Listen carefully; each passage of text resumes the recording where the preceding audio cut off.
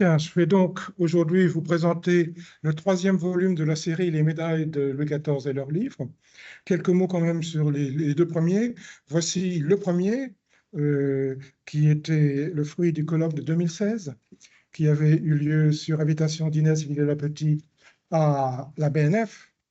Et, et j'avais essayé de reconstituer le processus de l'histoire métallique à partir des procès-verbaux du registre journal dans l'introduction.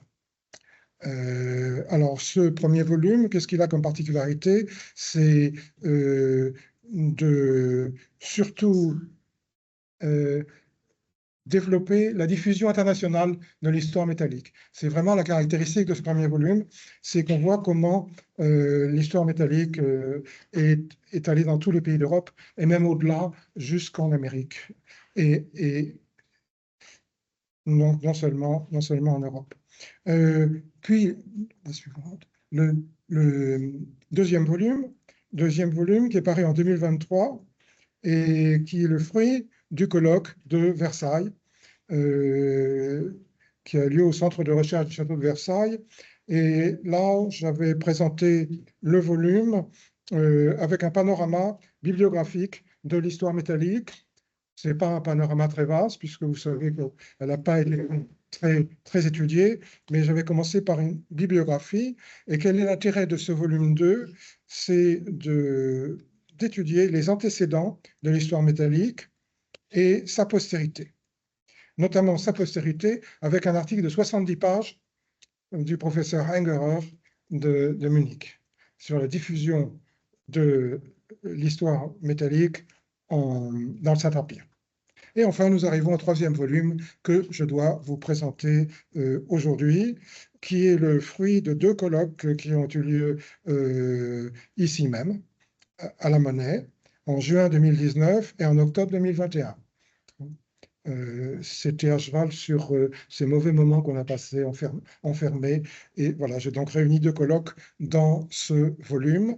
Et en couverture, vous reconnaissez la médaille de la colonie de Madagascar. J'avais demandé une couleur qui soit un peu soutenue, comme les deux précédents volumes, mais on m'a mis un bleu délavé.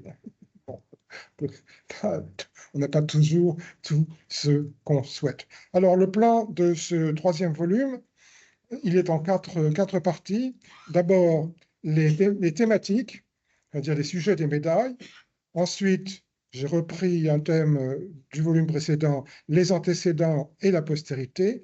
Et enfin, le volume se termine par des variables. Donc, je commence par vous présenter la première partie, les thématiques, c'est-à-dire les sujets des médailles. Et ça commence par un de mes articles, puisque j'en ai proposé deux pour ce volume, un article sur la médaille de la régence de la Reine-Mère. Bon. Alors, j'ai expliqué son élaboration d'après les procès-verbaux du registre journal, et cette élaboration a duré pas moins de 10 séances. Et, alors voilà le fruit de cette longue élaboration. Le roi et sa mère assis côte à côte, et elle soutient la main qui porte le sceptre. Et vous reconnaissez là le module de Mauger. De Mauger. Et alors l'Académie a beaucoup hésité. On a proposé d'abord un type antique, vous savez qu'elle les préfère, mais là, c'est exceptionnel. Exceptionnel, elle va préférer un type moderne, puisque il semble que le modèle soit un sceau de l'Empire. Mais le modèle antique, vous pouvez montrer la suivante. Alors, oui, donc il y a un modèle antique qui va être repoussé. Le modèle antique, c'est la médaille de Marcus Aemilius Lepidus, régent d'Égypte, qui couronne un jeune Ptolémée, roi d'Égypte. Et ce modèle a été repoussé, je suppose aussi parce que c'est une monnaie républicaine de la République. C'est peut-être ça aussi qui a peut-être dû leur déplaire, parce qu'il est évident qu'ils préfèrent les monnaies impériales. Et puis, la raison qui est donnée dans les procès-verbaux, c'est que ça n'est pas bienséant de montrer Anne d'Autriche en train de couronner son fils. Ici, on a préféré les mettre tous deux côte à côte sur le trône. Euh, voilà. Donc, montrez-moi la suivante. Est-ce que... Non, alors, oui. Alors, je l'ai comparé aux autres médailles de la Régence parce qu'il y en a eu un certain nombre. J'ai comparé les illustrations du livre, 1702 in quarto, 1702 in folio et 1723.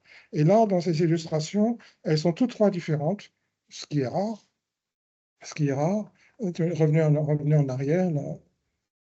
Euh, et par exemple, celle-ci, qui est dans le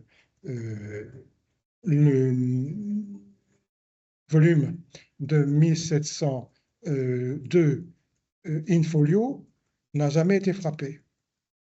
C'est seulement dans le volume in quarto qu'on a la gravure qui correspond à la médaille frappée. Cette médaille-là, elle est purement livresque.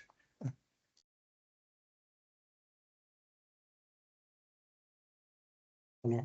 Et puis, en dernier lieu, j'ai essayé de rattacher cette médaille à la propagande royale qui opère par d'autres moyens, et notamment avec les gravures, puisqu'on a trois gravures, voilà, trois gravures évoquant la Régence. Et ici, j'en ai choisi une, et vous voyez que c'est exactement le même motif. C'est pas réservé à la numismatique, c'était un motif, un lieu commun. C'était un lieu commun que cette représentation de la Régence. Et alors, ce qui m'a amusé, c'est que dans les trois gravures, j'ai pas pu, je ne montre pas les trois, elles sont dans le livre, c'est le frère du roi, Philippe d'Orléans, est toujours avec un chien. Et alors, je me suis posé la question, est-ce qu'on veut le montrer comme celui qui s'amuse, comme celui qui s'amuse? Et puis, après réflexion, après réflexion, j'ai pensé que le chien était depuis longtemps un symbole de fidélité. De fidélité, et pour le frère du roi, c'était la vertu la plus souhaitée que celle de la fidélité. Donc ce chien n'est pas là pour nous montrer un, un- un prince qui ne songe qu'à s'amuser, mais pour suggérer, ça, je pense, sa fidélité. Et au fond, vous avez la bataille de Rocroi. Voilà. Euh,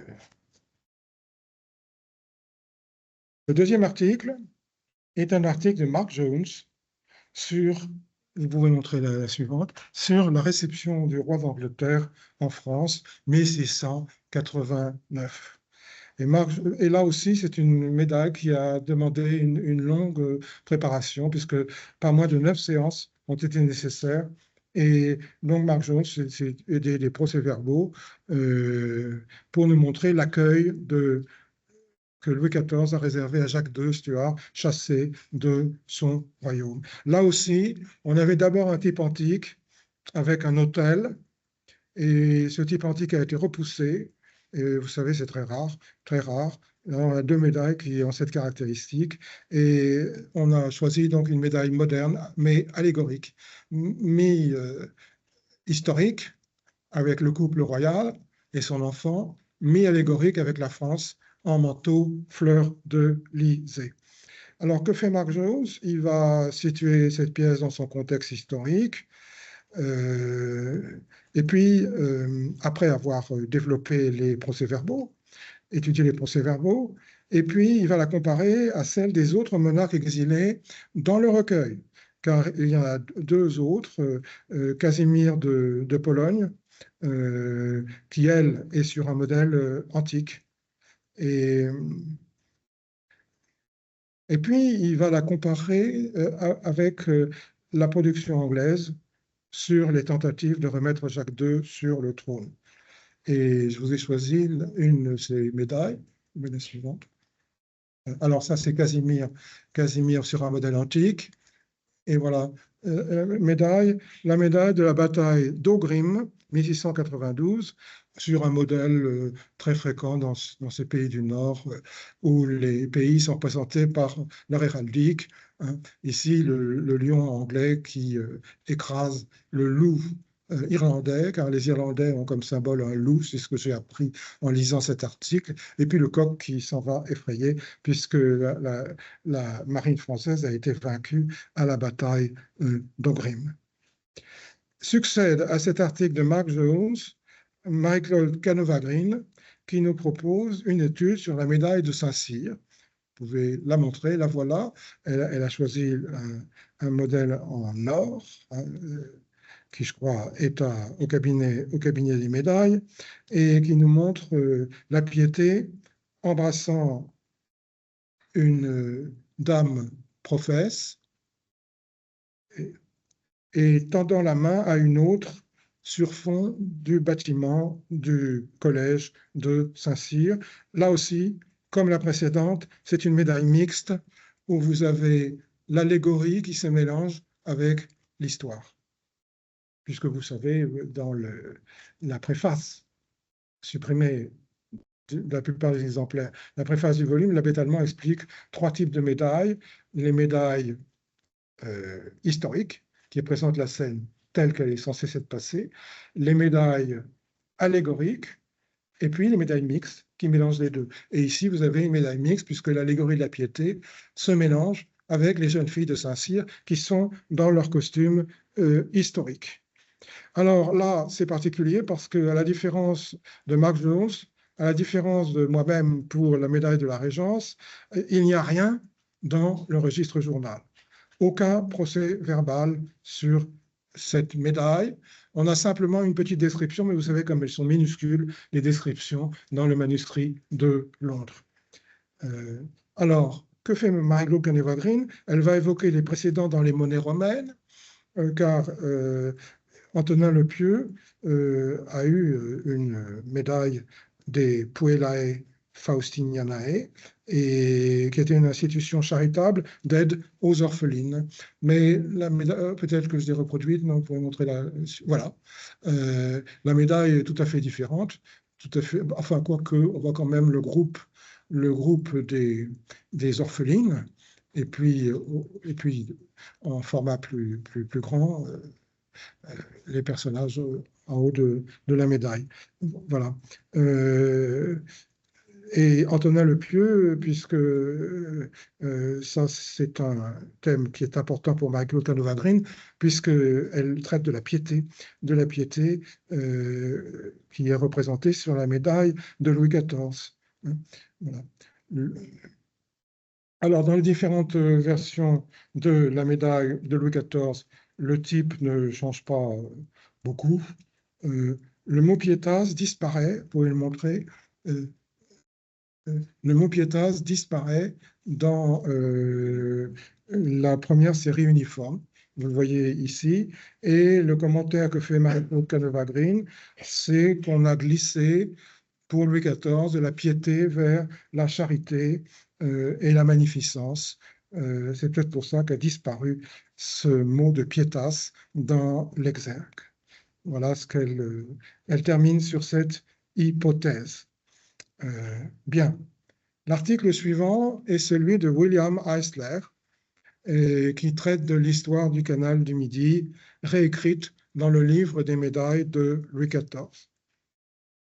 William Eisler présente d'abord les 2 médailles relatives au canal du Midi dans l'histoire métallique, en s'appuyant sur le registre journal, le port de Sète, et puis l'inauguration de la première écluse. Il constate que la légende héroïque de Louis le Grand a été privilégiée au détriment des véritables acteurs, notamment le constructeur Pierre-Paul Riquet et la région du Languedoc, qui sont plus ou moins passés sous silence. Il présente ensuite les autres médailles, notamment la médaille de fondation du port de Sète, avec une vue topographique, je crois que je l'ai... Voilà, avec une vue topographique attribuée au cartographe de Riquet, François Andréossy, qui dessina aussi la médaille de fondation de l'écluse à l'embouchure du canal. Peut-être c'est la suivante. Non, celle-ci, c'est la médaille créée par la Petite Académie pour l'achèvement du canal, et elle achève aussi son article. Alors, la caractéristique de ce volume, c'est que nous avons parfois deux articles du même auteur, et Marie-Claude Green revient avec une étude sur les entrées dans Paris de Christine de Suède et de Marie-Thérèse d'Autriche. Voilà. Elle analyse les deux médailles à partir des procès-verbaux, l'une étant historique, celle-ci, c'est celle de Christine de Suède, et l'autre étant mixte. Vous pouvez la montrer peut-être, voilà. Le char est tiré par le dieu Amour, donc médaille moitié historique, moitié allégorique, avec Marie-Thérèse et le dieu Amour. Si la médaille de l'entrée de Marie-Thérèse est reprise telle qu'elle dans l'édition du livre de 1723, en revanche, celle de Christine de Suède est complètement modifiée de façon à accentuer le rôle de Louis XIV. Et vous pouvez nous la montrer. Voilà. Vous voyez, ça a complètement changé. Et maintenant, c'est Louis XIV qui accueille une reine qui s'incline devant sa majesté. Ça n'est plus la représentation de l'entrée telle qu'elle s'est produite. C'est une médaille presque allégorique, puisque le roi est en manteau fleur d'Élysée, et que cette scène-là ne s'est pas passée historiquement. Voilà. Tout ça pour accentuer le rôle de Louis XIV dans cet événement. L'article suivant, qui termine cette première partie sur les thématiques, est consacré par Daniela Del Pesco, qui est professeur à l'Université de Rome, professeur émérite, aux ambassades. Et alors, elle en traite 4 qui figurent dans la tenture de l'histoire du roi, ce qui permet des comparaisons. Alors, d'abord, le droit de préséance reconnu par l'Espagne, ensuite, le renouvellement de l'alliance avec les Suisses, ensuite, celle-ci, l'audience du légat, vous le savez, à la suite de l'incident d'écorce du pape qui avait insulté l'ambassadeur de France, et enfin la soumission de la République de Gênes. Ce qui a déterminé le choix de ces 4 médailles de la part de Daniela Del Pesco, c'est qu'elles ont été traitées aussi en tapisserie. Alors l'audience du légat, la médaille, alors elle compare, elle fait de fructueuses comparaisons, et la médaille évidemment réduit la scène. Je crois que c'est peut-être mis à tapisserie, non? Oui, voilà. Vous voyez à la tapisserie, sur l'audience du légat, qui était venu présenter ses excuses après l'incident des Corses. Et vous voyez que la scène est une scène publique. Alors, vous pouvez revenir en arrière, alors que la médaille peut laisser l'impression que ça a été une audience privée, ce qui n'était pas du tout le cas. Mais ça, ce sont les nécessités du format qui ont imposé cette différence. Bien. Et j'en arrive maintenant à la deuxième partie. Voilà, la deuxième partie, ce sont les antécédents. Les antécédents, alors j'ai proposé un article au début de cette deuxième partie sur les monnaies romaines aux sources des médailles de Louis XIV, mais ça a déjà été bien traité par mon étudiant Blondel, qui a écrit deux articles, qui a essayé d'identifier ces monnaies romaines aux sources des médailles de Louis XIV, mais ici j'ai essayé de voir pourquoi certains projets ont été refusés, qui étaient pourtant des projets antiques. Pour quelles raisons ont-ils été refusés? Il arrive donc que certains projets soient refusés. J'ai utilisé le registre journal pour répondre à cette question et j'ai obtenu 3 réponses. 3 réponses. Première réponse, c'est que il fallait que le projet, la médaille, la monnaie antique du projet, garde son sens dans la médaille de Louis XIV. Pas de modification du sens, ce qui évidemment restreignait beaucoup le choix. Hein. Le sens doit rester inchangé, identique dans la médaille romaine et dans la médaille de Louis XIV, car évidemment, ça facilitait le rapprochement avec la grandeur impériale antique, s'il n'y avait pas de différence. Ensuite, le deuxième point qui faisait qu'on éliminait certains projets proposés, c'est que le modèle antique proposé n'était pas fidèle à l'événement traité, ne correspondait pas exactement à l'événement traité. Voilà la seconde raison. Et enfin, la troisième raison qui suscite des refus, c'est l'offense à la bienséance, car les mœurs du XVIIe siècle ne sont pas toujours les mœurs de l'Antiquité. Et une autre raison complémentaire, mais qui n'est pas dite ouvertement dans les procès-verbaux, c'est que les modèles de la République ou du Bas-Empire tendent souvent à être rejetés parce on préfère les monnaies impériales de la bonne époque. Alors, je donne un exemple. Maintenant, on va examiner un cas du premier type, c'est-à-dire la modification du sens de la source qui n'est pas accepté. Le 29 janvier 1697, pour la marche de Monseigneur le Dauphin au Pont d'Espierres, on propose un modèle de médaille antique où l'on voit l'empereur à cheval qui avance en courant avec le mot adventus. Mais le mot adventus est critiqué car il ne suppose aucun avantage. Racine propose alors alacritas, confirmée par une médaille antique, la voici, et acceptée pour le livre. Vous pouvez passer à la suivante. Voilà la médaille en question. Le type, d'ailleurs, antique est assez difficile à trouver. On a été obligé de reproduire. Vous voyez un peu ces grenues, la matière, je vais revenir en arrière. La matière est un peu grenue. C'est une vieille reproduction. C'est une médaille assez rare. Ensuite, à l'article suivant, Pierre Couot nous propose une étude qu'il a intitulée « Le Moyen-Âge chez Apollon, les impuissances de l'Antique ». Il a essayé de montrer comment l'histoire métallique, qui a la réputation d'être quasiment entièrement fondée sur l'Antique, est aussi fondée sur le Moyen-Âge. Il a essayé de trouver les fondements médiévaux de l'histoire métallique. C'était une gageure, mais il a réussi quand même à nous montrer qu'on n'était pas seulement dans l'Antiquité, et il développe plusieurs arguments. D'abord, la figure du roi sacré, suzerain féodal et protecteur de la chevalerie.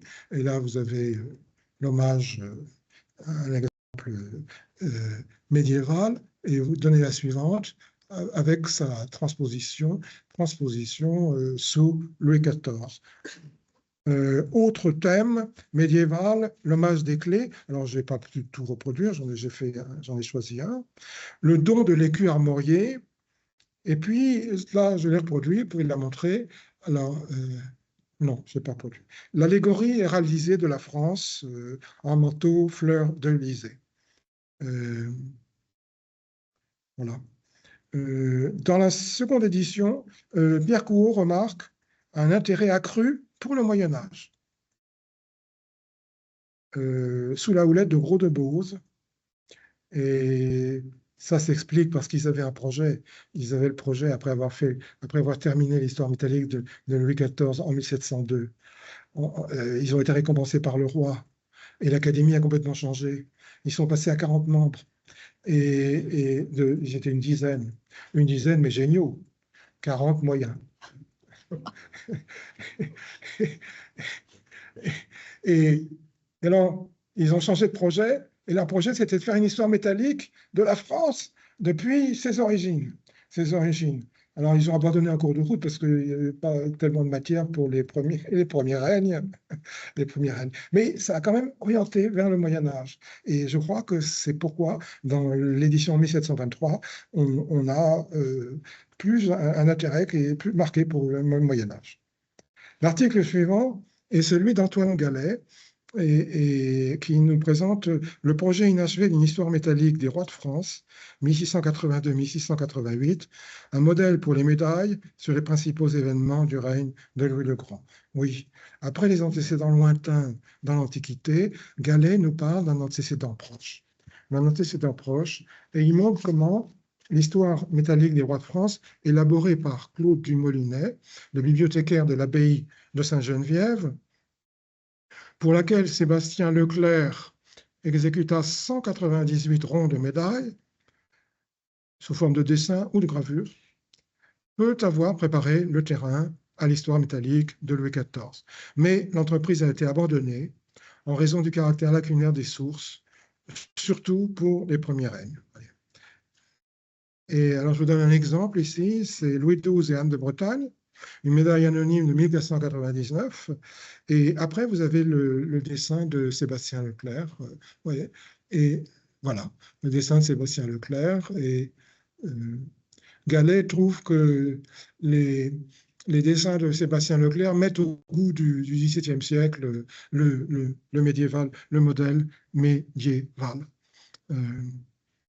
Bien. L'article suivant est dû à Léa Gagnon. Léa Gagnon, son article s'intitule L'histoire métallique de Louis XIV et les tapisseries du roi. Ça recoupe un peu l'article de tout à l'heure, celui de Daniela Del Pesco, mais elle traite de l'ensemble de la tenture de l'histoire du roi, donc c'est beaucoup plus large, et elle remet l'histoire métallique dans le contexte immédiat de la propagande royale, avec ce modèle qui est revendiqué dans les procès-verbaux, ce modèle des tapisseries. On a quelques procès-verbaux où il est ordonné à celui qui doit faire le projet de médaille d'aller voir la tapisserie. Alors, Léa Gagnon analyse le processus d'adaptation du tissage de grand format au métal de format très réduit entre fidélité, servile et émancipation. Exemple, le sacre du roi, que vous voyez ici dans la tapisserie, hein, et ensuite dans la médaille. Et la médaille qui nous présente une scène latérale et non une scène frontale, et qui évidemment réduit le nombre des participants. Voilà.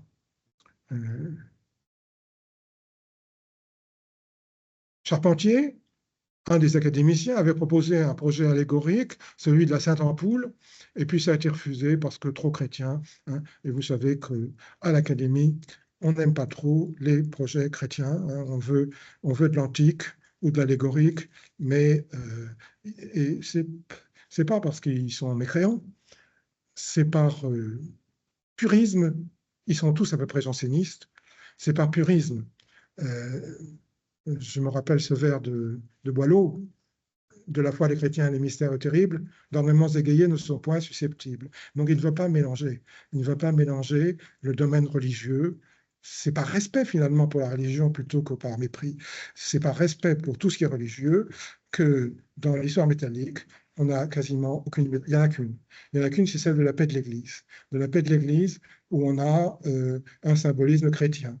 Mais la plupart du temps, elles sont rejetées. Il y en a un, c'est le plus vieux de l'Académie, hein, il date d'une époque antérieure, hein, Charpentier, qui en propose constamment et qui est constamment refusé tout simplement par respect pour le, le sacré qu'on ne doit pas mélanger avec, je dirais pas des ornements égayés, mais enfin avec la gloire profane du roi. Il y a vraiment cette distinction, et je crois que cette distinction, elle est d'origine janséniste. Les jésuites, ils ne sont pas aussi rigoureux, hein.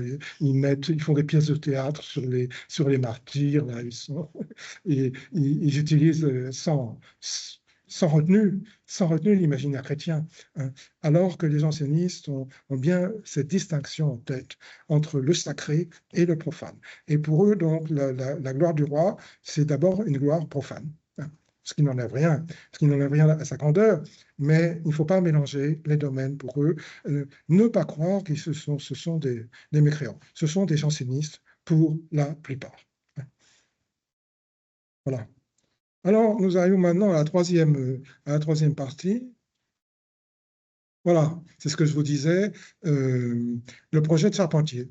C'est un dessin qui se trouve dans les procès-verbaux, hein. On est quand même allé jusqu'au dessin, ça prouve qu'il... Et puis, ça a été éjecté.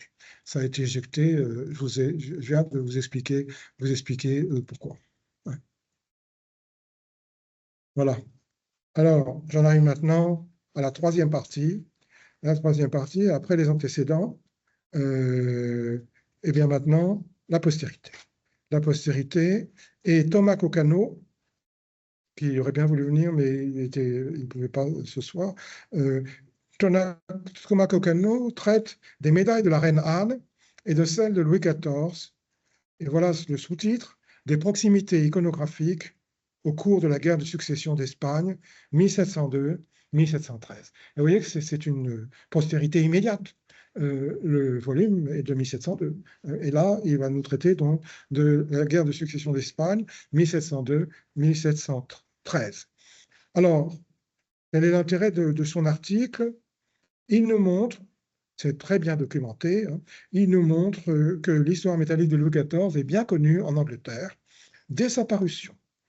Il nous révèle même que Isaac Newton, qui n'était pas seulement découvreur de la gravité, qui était aussi le maître de la monnaie, et donc responsable de la frappe des médailles, possédait un exemplaire in quarto pas in folio malheureusement, mais in quarto de l'histoire métallique et muni d'annotations.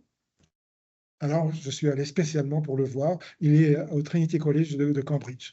Et je l'ai vu, mais il y a 3 annotations. Bon, c'est déjà pas mal, c'est déjà pas mal.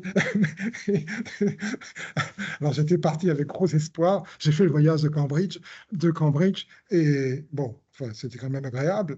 Je ne vais pas me plaindre, mais j'étais quand même un peu déçu par les trois annotations. Dont une des 3, c'est un papier libre, un papier libre qui a été ajouté dans les feuillets. Alors, Thomas Coccano part à la recherche des similitudes avec les médailles de la reine Anne. Alors, Thomas Coccano, peut-être certains d'entre vous, vous le connaissent, hein, il a soutenu une thèse justement sur l'atelier monétaire de Londres, sous la direction de Marc Bompère. Alors, il a essayé de rechercher les similitudes, puisqu'on connaissait l'histoire métallique, et elles sont flagrantes. Elles sont flagrantes. Une est particulièrement remarquable, c'est celle-ci, la médaille des villes prises par Marlborough, 1703. 1703, qui est presque une copie de la médaille du retour du roi à Paris. Vous pouvez nous la montrer, je vous l'ai mise juste après. Là, voilà, c'est à peu près la même chose. C'est à peu près la même chose, simplement avec une très légère adaptation. Et tout de suite, cette médaille va susciter des critiques. Vous pouvez revenir. Tout de suite, cette médaille va susciter des critiques en Angleterre. Plusieurs critiques. Les Anglais sont furieux de cette médaille. D'abord, je ne vous ai pas montré l'autre face, mais on y voit le buste de la reine Anne. Et ils ont trouvé que c'était malséant sur une même médaille de représenter la reine et son sujet. Ils ont des concepts de la bienséance qui nous échappent un peu, mais pour eux, c'était complètement malséant. C'était la première critique. Et puis, la deuxième critique, c'est que c'était une copie évidente, servile, de la médaille de Louis XIV. Résultat, la production à la monnaie a été interrompue. La production des médailles à la monnaie a été interrompue, suspendue en 1704, en raison de cette servilité envers le modèle Louis XIV. Et ça ne reprend que 2 ans plus tard, en 1706. Il y a donc eu véritablement une réaction très violente, on peut le dire, de l'Angleterre devant cette copie du modèle français, mais ce n'est pas la seule. Lisez le livre, vous en verrez beaucoup d'autres qui n'ont pas suscité la même levée de bouclier. L'article suivant est celui de Mark Hangerer. Vous pouvez nous montrer celle d'après. Voilà, Mark Hangerer. Mark Hangerer qui a donné cet article de 70 pages dans le volume 2, J'ai eu de graves difficultés avec l'éditeur, il n'en voulait pas. Il n'en voulait pas 70 pages. Il a fallu argumenter. On a réussi à faire passer les 70 pages, mais elle le mérite. Elle le mérite. Alors, cette fois-ci, il a découvert le livre d'un protestant d'Amsterdam, Limier, Henri-Philippe de Limier, Les Annales de la monarchie française. C'est un copieux in-folio qui a été publié en 1724 par Henri-Philippe de Limier, qui était le fils d'émigrés huguenots et qui a dédié son ouvrage malgré tout à Louis XIV, à Louis XV. Et il semble réaliser le projet dont je vous ai parlé tout à l'heure de Dumolinet de faire une histoire métallique de la monarchie française depuis ses débuts. Et là, vous en avez un exemple, les médailles de la première race, qui sont toutes imaginaires, inutile de vous le dire, mais il était fertile en invention. Mais il n'y a pas seulement ça, ces médailles de la première race, on a aussi une troisième partie qui propose une histoire globale de la France en tant qu'histoire métallique et qui reproduit 283 des 286 médailles de 1702. Vous pouvez montrer voilà. Et là, vous avez des médailles du volume de 1702 qui composent un encadrement pour des vues de forteresse. Il n'y en a pas tellement d'ailleurs dans les médailles de Louis XIV, ou alors des vues d'architecture. Voilà, c'est donc un ouvrage à la gloire de Louis XIV par un fils d'émigrés protestants qui n'était pas rancunier. Hein. Et puis, maintenant, nous arrivons à Charlotte Rousset, ici présente. Alors, vous voyez, je ne voulais pas faire un monologue. Dans les tragédies classiques, il faut animer le monologue. Il y a toutes sortes de moyens d'animer le monologue. Et là, j'ai trouvé Charlotte Rousset pour animer notre monologue.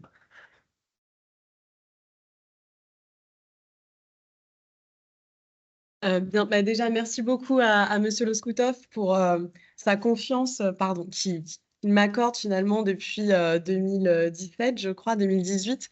Et c'est à chaque fois un plaisir d'intervenir donc dans ces colloques. Et c'est un peu ému ce soir parce que c'est la première communication que j'ai faite pour quand j'ai commencé ma thèse, c'était dans ce colloque. Enfin, pas dans celui-ci, mais dans le volume 2, je crois. Et je serai aussi de la partie en juin, donc pour le dernier volet. Donc, c'est une belle aventure.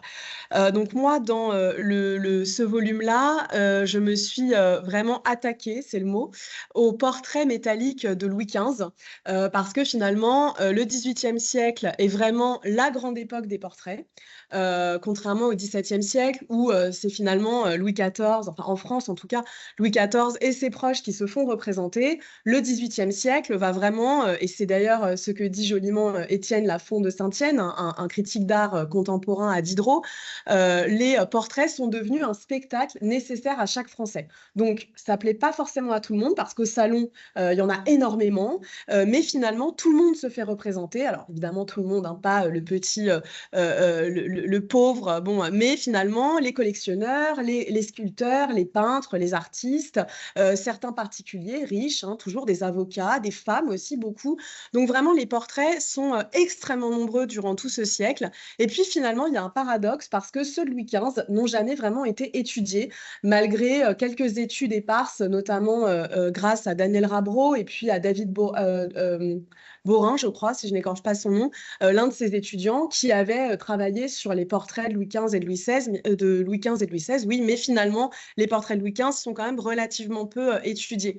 Et donc, quand j'ai commencé ma thèse, je me suis dit, il va falloir que je m'attaque à ce morceau énorme que sont les portraits en médaille de Louis XV, parce que finalement, il y en a beaucoup. Et ça, c'est un premier constat que j'ai pu tirer, qui est assez simple, hein, d'ailleurs, ça mérite pas de faire il n'y a pas besoin de faire une thèse pour s'en apercevoir, mais comme on le sait, il y a 318 médailles uniformes pour Louis XIV, il y en a 186 pour Louis XV, et pourtant il y a beaucoup plus de portraits, je parle uniquement des médailles uniformes, pour Louis XV, et des portraits extrêmement variés. Et finalement, si on s'aperçoit, et ça a été le deuxième constat que je développe un petit peu plus dans l'article, donc il faudra le lire pour savoir, je mets un petit peu de suspense. Mais finalement, au début de son règne, c'est une copie, enfin, les portraitistes prennent exemple vraiment sur les portraits en médaille de Louis XIV. Et puis, ces portraits vont gagner en autonomie et vont vraiment se diversifier. Et ils vont être énormément diffusés, donc d'abord par le Mercure de France. Alors, je ne sais pas si il n'y a pas d'image là, mais par le Mercure de France, par le Journal des Savants qui annonce ces portraits, qui les diffuse, et puis également des portraits mis en sorte d'épitaphe. Et c'est sur ce portrait-là que se finit ma communication. J'ai pas beaucoup de temps, donc je fais très très vite, puisque finalement, c'est une vignette qui a été réalisée pour la mort du roi. Et c'est un portrait en médaille réalisé à l'origine par Duvivier qui illustre en fait cette vignette qui va être recouverte donc par la mort. Donc vraiment, ces portraits gagnent en autonomie et ont été vraiment extrêmement importants à l'époque, ont été extrêmement diffusés. Voilà, c'est un petit peu tout ce que je peux dire très rapidement. Merci pour cette petite présentation. Merci à vous. Et après Charlotte Rousset, nous retrouvons William Alsler avec l'histoire métallique de Napoléon Ier et l'impact des médailles du roi Soleil. L'histoire métallique de Napoléon fut confiée à la commission des inscriptions et médailles de la classe d'histoire et de littérature ancienne de l'Institut impérial qui avait succédé à l'Académie des inscriptions. Entre 1801 et 1814, elle propose 201 projets de médailles réunis dans un manuscrit resté inédit. Une seule fut frappée, mais l'empereur fit réaliser une autre série sous la direction de Dominique Vivant Denon. Elle rappelle parfois celle de Louis XIV par son iconographie. Voilà un exemple, montrez-nous la suivante. Voilà. Sur le début du règne de Louis XIV, hein, c'est le pavois, le thème du pavois. C'est donc un exemple de cette influence qui n'est pas dominante, mais qui est quand même présente. Le commencement du règne du roi, et puis celle de Napoléon, c'est le couronnement de Napoléon. Voilà. Vous montrez peut-être la suivante. Là, et, voilà. Et là, c'est dans la série de l'Institut, qui donc n'a pas été réalisée. Vous avez aussi ce même thème du couronnement, mais qui est traité assez différemment. Alors là, ces médailles-là n'ont pas été frappées. Elles sont demeurées sous forme manuscrite. Et puis, qui nous parle aussi de Napoléon, eh bien, c'est Dominique Hollard, ici présent, et qui va nous en parler lui-même. Merci.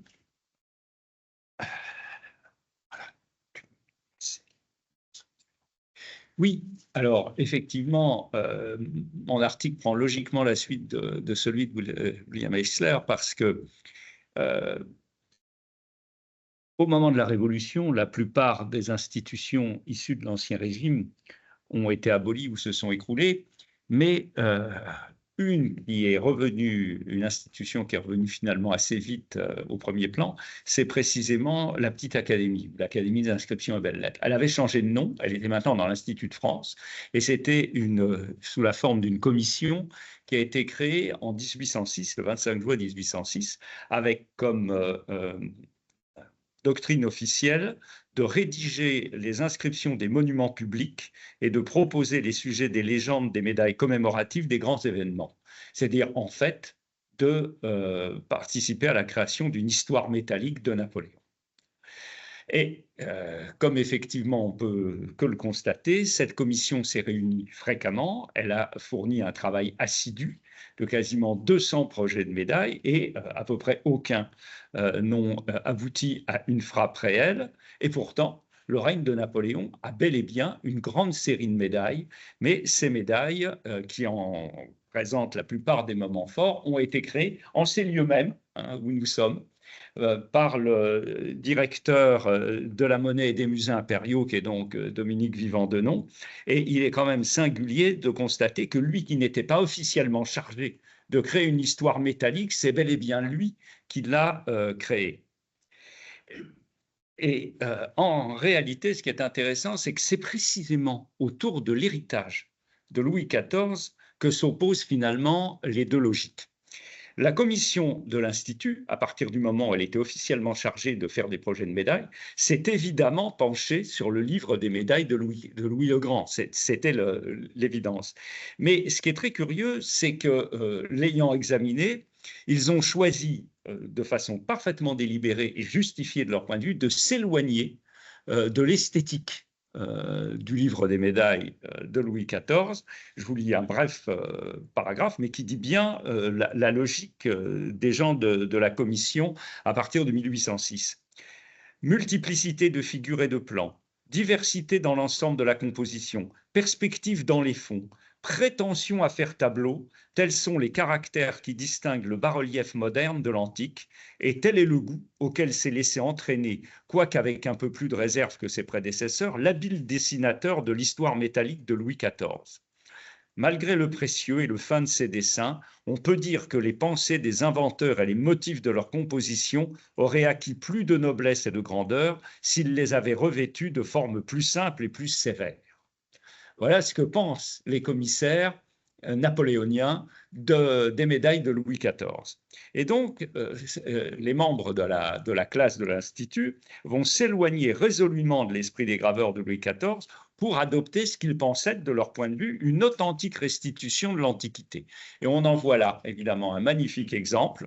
C'est leur proposition pour illustrer la paix de Presbourg. Presbourg, c'est Bratislava aujourd'hui, et c'est la grande paix triomphale, si je puis dire, de Napoléon fin 1805, après l'année les campagnes qui ont vu la victoire d'Austerlitz en particulier. Et là, vous voyez une esthétique tout à fait à l'antique, mettant en scène la victoire et la paix dans un quadrige qui est quand même, on peut le constater, il suffit de regarder les chevaux, d'une raideur extrême. Voilà, il marche au pas, c'est tout à fait remarquable. Et la légende est en latin, bien sûr, leges pacis posoni dictae, les lois de la paix de Presbourg énoncées. Et face au même sujet, voilà, nous avons Denon qui va adopter la démarche inverse. Pour célébrer, on va le voir, la troisième image après, on peut la mettre maintenant, en français, la paix de Strasbourg. En français, pourquoi? Parce que Napoléon veut des médailles en français. Il veut de la langue vernaculaire pour que quiconque, sans connaître le latin, puisse comprendre de quoi il s'agit. Eh bien, Vivant-Denon va reprendre typiquement l'image de Louis XIV. Voilà, le temple de Janus, qui est fermé quand il y a une paix universelle à Rome. Et on voit que c'est vraiment ce modèle qui va être fidèlement reproduit, si ce n'est qu'évidemment, il est techniquement plus rectiligne avec les techniques de gravure de l'époque et que le bâtiment est désigné précisément Templum Iani, le temple de Janus. Et donc finalement, Denon fait preuve d'un grand pragmatisme. Lui, contrairement aux membres de l'Institut, n'hésite pas à adopter et admirer l'esthétique des médailles de Louis XIV. Et comme on avait droit à 3 images, il n'y en a pas d'autres, mais il va reprendre ce même revers avec la porte brisée par un obus au moment où les Autrichiens, en 1809, vont rompre la paix pour commencer une nouvelle coalition. Et d'une manière générale, on peut dire que Denon copie volontiers directement des projets, des modèles antiques, des modèles républicains, des modèles impériaux, mais qu'à chaque fois qu'il reprend une image précise sur une monnaie romaine, il l'enrichit, il l'orne, il la rend beaucoup plus ronde quelque part, et donc précisément, il fait ce que la commission de l'Institut reprochait déjà aux graveurs de Louis XIV. Et il y a aussi une chose qu'il faut souligner pour terminer, c'est que Denon échangeait fréquemment avec l'empereur il prend des initiatives, il lui soumet, on a tout un tas de courriers d'échange avec l'entourage, avec le secrétariat de Napoléon qui est en général en campagne, et il lui soumet, donc il y a véritablement, il est en phase avec le souverain, et au final, on constate que c'est bel et bien lui qui va créer cette histoire métallique au jour le jour, j'ai envie de dire, alors qu'il est seul, il fait des projets de dessin, il les soumet au graveur, dans ces bâtiments même, et c'est lui qui crée peu à peu l'histoire du règne, alors que la commission qui se réunit très régulièrement ne produit strictement rien en fin de compte. Donc pour conclure, le retour à l'antique. Le retour à l'antique est le mot d'ordre esthétique de la période révolutionnaire et de l'Empire qui suit, mais celui effectué par Denon se fait dans une souplesse qui intègre l'histoire de la médaille royale, dont celle de Louis XIV, mais pas seulement.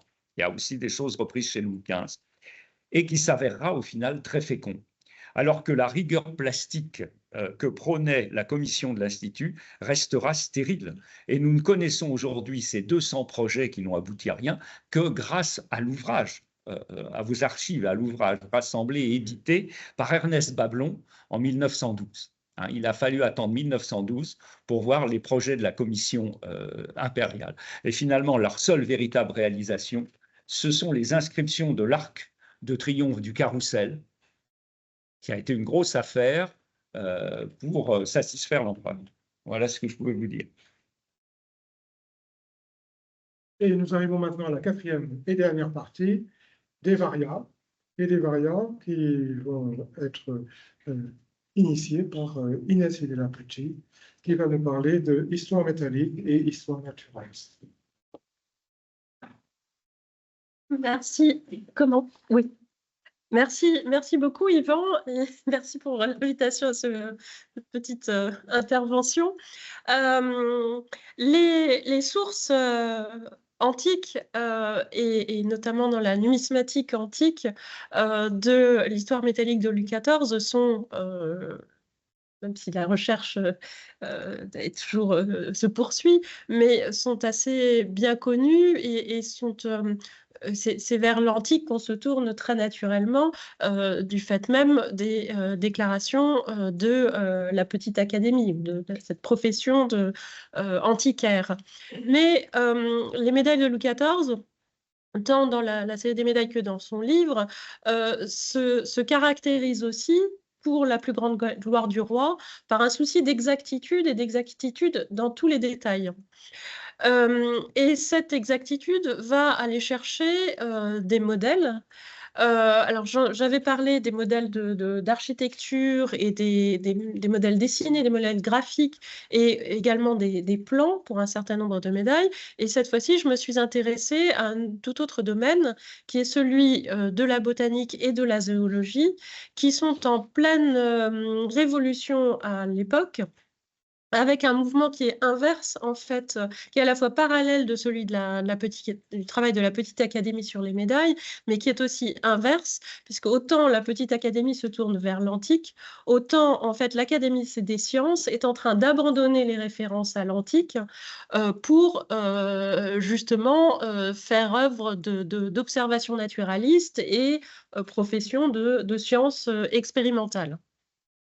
Et le recours en fait à des modèles essentiellement graphiques passe aussi par une figure clé des deux côtés, qui est celle de Claude Perrault, puisqu'il est à la fois une des chevilles ouvrières en fait de ces créations de médailles, de l'architecture par ailleurs, mais il est aussi un savant en fait naturaliste, et surtout fait des dissections d'animaux. C'est d'ailleurs de cela qu'il va mourir, hein, d'une septicémie après la dissection d'un chameau. Et donc, on a ce double mouvement et cet intérêt pour la botanique, alors plus particulièrement la botanique exotique, mais alors là, ce n'est pas le cas. Et on voit en fait à travers ce souci d'exactitude un renouvellement des modèles iconographiques issus de l'antique, puisque le modèle sous-jacent antique, ici, c'est celui du palmier sur lequel on accroche le bouclier et ici les boucliers des victoires, puisqu'il s'agit de la prise de 3 villes en 1712. Mais alors là, le lien est fait par la toponymie. Parmi ces villes prises, on a la ville du Quesnoy, donc le Quesnoy, qui a été en fait la raison de la transformation du palmier en chêne, et plus beau d'ailleurs, plus majestueux sur la médaille que dans la représentation du livre que j'avais montré dans la publication. Et donc cette originalité iconographique, qui n'est pas proprement antique, puisqu'on n'a jamais autre chose, mais Dominique corrigera si je me trompe, que des palmiers pour ce genre de représentation dans les monnaies antiques, et ici transformé donc en chêne pour le Quesnoy, puisque le Quesnoy, c'est la forme picarde du chêne ou de la chênaie, donc le toponyme. Autre exemple de l'importance de la botanique et de l'exactitude de la botanique, ici, c'est pour les Anglais chassés de l'île de Saint-Christophe, donc la Dominique. Je ne sais pas s'il y a le détail. Vous avez à côté de cette allégorie de l'Amérique qui est une création pour se conformer à des canons antiques, mais qui est une création pour la nécessité, pour doter l'Amérique de sa propre figure allégorique. Mais vous avez en fait devant la figure une plante et qui est très caractéristique et tout à fait reconnaissable. Alors, petite devinette, je ne sais pas si vous reconnaîtrez de quoi il s'agit. On peut... Ah non, je n'ai pas le détail. Mais vous avez la Nicotiana tabacum, donc un plant de tabac avec ses très larges feuilles caractéristiques et ses petites fleurs rouge orangées, mais évidemment on n'a pas la couleur, mais qui sont à 4 pétales si je ne me trompe, et qui sont immédiatement identifiables en fait sur cette monnaie, ce qui implique évidemment d'avoir soit un plant de tabac, mais plus probablement un dessin de plant de tabac, même si il commençait à être cultivé au Jardin des Plantes, justement, et la plupart de ces modèles viennent du Jardin des Plantes ou des Vélins du Roi. Mais donc, les académiciens et le dessinateur et leur graveur se sont donc renseignés et ont informé leur création de ces modèles par souci de rigueur et d'exactitude dans la représentation. Et le dernier exemple, c'est la médaille du Canada, où on a à la fois de la botanique et de la zoologie. La botanique, c'est en fait ces pins blancs en fait du Canada, avec ce type de branches à l'horizontale en fait qui sont assez caractéristiques. Donc là, on ne devait pas avoir un pin blanc sous la main, mais peut-être plutôt un autre type de dessin, sans doute pas un dessin botanique, mais une évocation, peut-être même une peinture, enfin une représentation. Et on a autre chose qui est très intéressant, c'est cet animal assez improbable, étonnamment peu réaliste, et qui est un castor. Et un castor, sachant qu'on en avait un en fait dans la ménagerie du roi, dont on a plusieurs représentations, donc un castor historique, un castor du Canada, même si le castor européen est très proche en fait dans sa morphologie, mais donc c'est bien un castor du Canada. Simplement, ce qui a, à mon sens, servi de modèle et dû servir de modèle, ce n'est pas le castor vivant, mais c'est le castor après autopsie et probablement empaillé. Qui donne un modèle assez peu probable. Vous voyez que les pattes sont très mal articulées, ça ne ressemble pas du tout à des pattes de castor en bonne forme. Et ici, en plus, par le jeu des copies, mal interprété, puisque vous voyez que cet animal a une queue fourrée, alors que le castor a une sorte de raquette, en fait. Et donc, on a à la fois un souci de réalisme, mais qui aboutit à quelque chose d'assez improbable dans la médaille.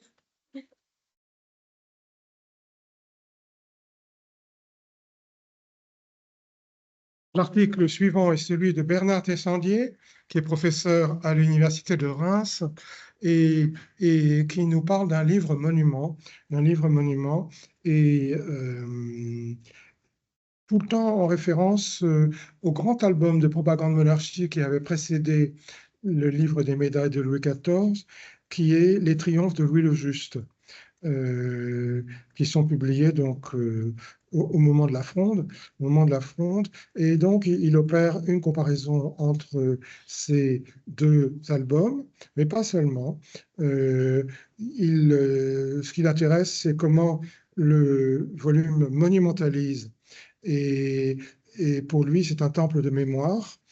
Et il opère des rapprochements intéressants, par exemple celui-ci, la statue de la renommée du roi par Domenico Guidi, qui se trouve à Versailles et qui a servi de frontispice à l'ouvrage du père Ménéstrier, Les soirs du règne de Louis le Grand. Et, donc, elle est mise en parallèle, ce frontispice. Alors peut-être que j'ai montré la statue, non, la statue qui est dans les jardins de Versailles. Et alors, il retrouve cette composition dans une médaille du livre de Louis XIV de 1723, la renommée qui est à la fin du livre, la renommée qui arrache des bras du temps, le portrait de ce prince pour l'élever aux cieux. Voilà. Donc, voilà l'article de Bernard Tessandier. Et nous terminons le volume de nouveau avec William Alsler. William Alsler qui s'est intéressé aux médailles dans Le Mercure Galant, qui est une revue de l'époque. Et Donald Visé, donc, qui est le rédacteur en chef de cette revue, privilégie les médailles dans ses livraisons. Et sur 458 estampes de l'ensemble des livraisons du Mercure, 114, soit plus d'un quart, représentent des médailles. Dans une perspective interactive avant l'heure, son directeur, Donald Visé, fit même appel aux lecteurs pour l'invention de pièces nouvelles destinées à être publiées. Et c'est ce que j'ai reproduit ici. C'est l'extraordinaire, c'est-à-dire le numéro spécial d'octobre 1678, avec 42 revers de médailles inventés par les lecteurs et gravés par Antoine Trouvin. Il est probable que le Mercure Galant inspira au père Ménéstrier son histoire métallique de Louis XIV, qui précéda de peu celle de la Petite Académie. Voilà. Et alors, je vais conclure sur le prochain colloque, qui aura lieu, comme vous voyez ici, dans l'Université du Havre, du mardi 10 au jeudi 12 juin. Enfin, je vous dis qu'il aura lieu parce que je suis un peu dans le doute, parce qu'on nous a annoncé que les crédits étaient gelés, puisqu'on n'a pas voté encore, le budget, mais on a bon espoir que le budget sera voté un jour avant le 10 et le 12 juin. Alors, c'est un colloque qui va s'organiser sur 3 journées.